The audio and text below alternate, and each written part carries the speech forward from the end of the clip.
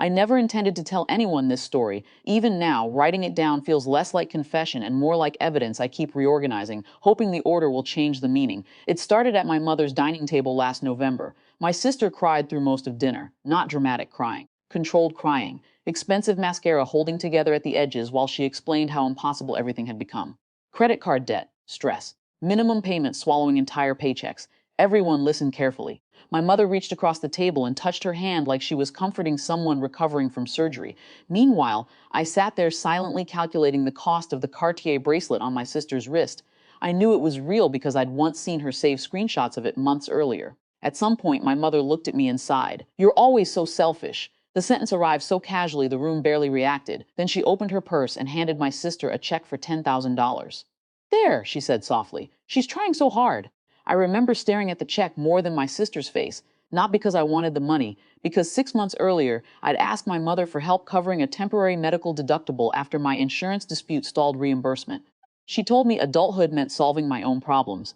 At the time, I accepted it, or pretended to.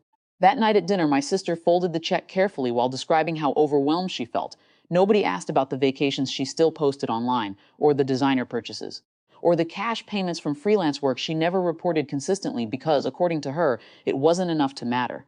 My mother nodded through all of it. Selective blindness becomes a family language after enough years. I drove home feeling strangely calm, not angry exactly, just exhausted in a deeper way, like something old inside me had finally stopped negotiating for fairness. The next morning, I submitted the anonymous report. Even now, that sentence makes my stomach tighten. I didn't invent anything.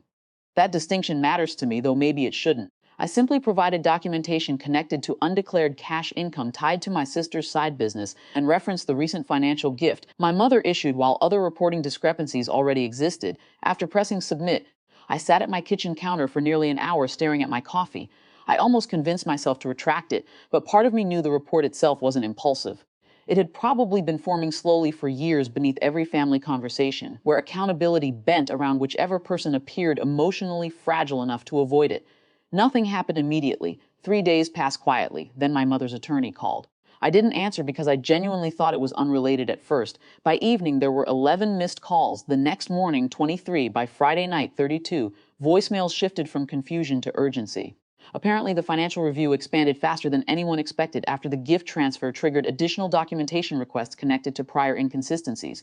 Not criminal charges, not raids, nothing dramatic, just scrutiny deadlines, requests for clarification, amended filings.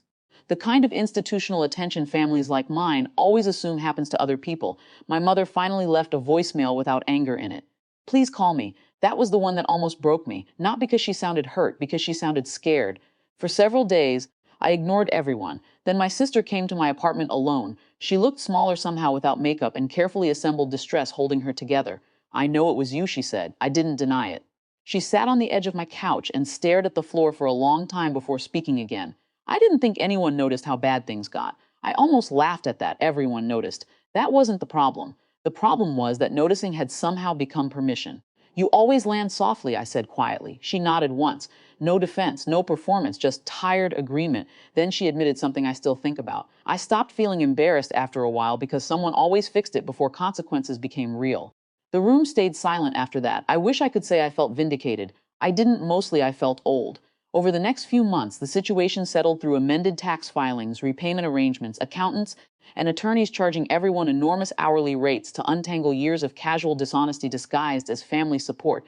Nobody went bankrupt. Nobody got arrested. Life simply became more documented. My mother still speaks to me carefully now, like every sentence has hidden edges. My sister and I occasionally text about ordinary things neither of us fully cares about: birthdays, weather, movies. Sometimes I wonder whether what I did came from integrity or resentment that had finally found an acceptable vocabulary. I still don't know. Maybe that uncertainty is the real consequence, not what happened to them. What happened to the part of me that was willing to involve strangers in order to make my family face truths they refused to tell themselves?